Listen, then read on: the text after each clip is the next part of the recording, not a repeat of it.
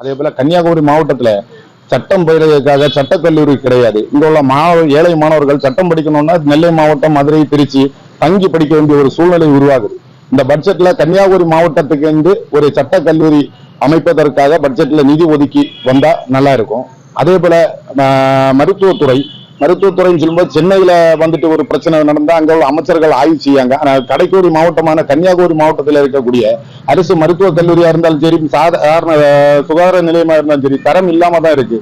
போதிய நிலையில மருத்துவர்கள் இல்ல, ஊழியர்கள், நர்சுகள் இல்ல, தரம் இல்லாம இருக்கு. இதை வந்து அரசு மருத்துவமனைகளுக்கு நிதி ஒதுக்கி அமைச்சர்கள் வந்து ஆய்வு பண்ணி கன்னியாகுமரி மாவட்டத்தில் இருக்கக்கூடிய அரசு மருத்துவமனைகள் வந்துட்டு நல்ல நிலைமையில கொண்டு வந்து மக்களுக்கு உதவும்படி செய்யணும்னு நினைக்கிறோம். நம்ம மாவட்டத்துல கூட சுகாதாரம் வந்து இன்னும் மேம்படுத்த வேண்டியிருக்கு.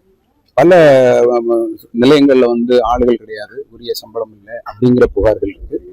போதுமான மருத்துவ வசதி இல்லை. ஆகவே வந்து ஒண்ணு கல்வி, ரெண்டு சுகாதாரம், மருத்துவம், அதே மாதிரி விவசாயம் மிக முக்கியமானது. இந்த நாட்டினுடைய முதுகெலும்பு விவசாயம் தான். விவசாயத்துக்கு கூடுதலான நிதி ஒதுக்கீடு பண்ணணும். இப்ப நம்ம மாவட்டத்துல, இந்த மாவட்டத்துல கூட நீங்க பாத்தீங்கன்னா பல குளங்கள் வந்து ஆக்கிரமிப்புல தான் இருக்கு. ஆறுகள் வந்து இன்னும் சரியான கட்டுமான பணி கிடையாது. பக்கத்துல ஒரு கால்வாய் உடஞ்சி கிட்டத்தட்ட 1 மாசமா தண்ணி வெளியே போயிட்டு யாரும் தடுப்பாரு இல்லை. அப்ப கேட்டா, சார் எங்களுக்கு ஃபண்ட் இல்லை சார், நிதி இல்லை சார் அப்படின்னு சொல்றாங்க. அப்ப நம்ம மாவட்டத்தினுடைய விவசாயம் உட்பட ஒட்டுமொத்த இந்தியாவில் விவசாயத்தை பாதுகாக்கிறது ஒன்றிய அரசினுடைய மிக முக்கியமான கடமை.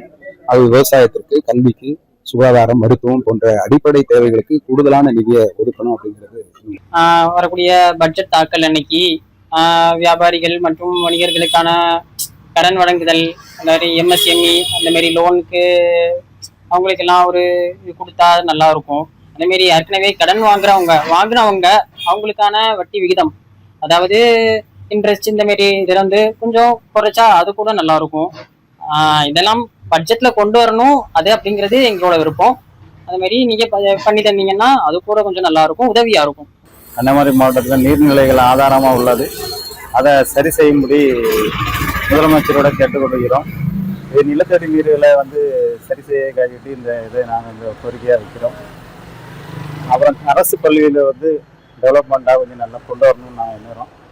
இந்த 2026 பட்ஜெட்டில் பெண்களுக்கு அறிவித்த 6 கேஸ் சிலிண்டர்களை பெண்களுக்கு கொடுத்தால் குடும்ப நலம் நல்லபடியாக நடக்கும்.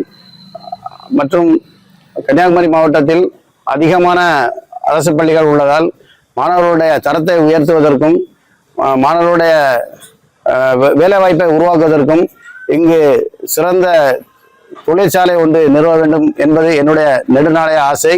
இங்கு ரப்பர் மற்றும் கிராம்பு, மீன் வளம் நிறைந்த மாவட்டமாக கன்னியாகுமரி மாவட்டம் திகழ்கிறது. இங்கு ஒரு ரப்பர் தொழிற்சாலை வந்தால் இங்கு பயில்கின்ற மாணவர்கள் அவர்களுக்கு வேலை கொடுக்கின்ற அளவுக்கு கவர்மெண்ட் ஒரு நல்ல ஒரு ஆப்பர்ச்சுனிட்டியை உருவாக்கும். மாணவர்கள் வெளியிடத்திற்கு வேலைக்கு போக வேண்டாம் என்பது என்னுடைய நெடுநாளை ஆசை. மீன்வளத்தை பெருக்குவதற்கும் மீனவர்களுக்கு நல்ல வசதி செய்து கொடுத்தால் இன்னும் அவர்களுடைய நலன் பெருகும் என்பது என்னுடைய நெடுநாளைய ஆசை.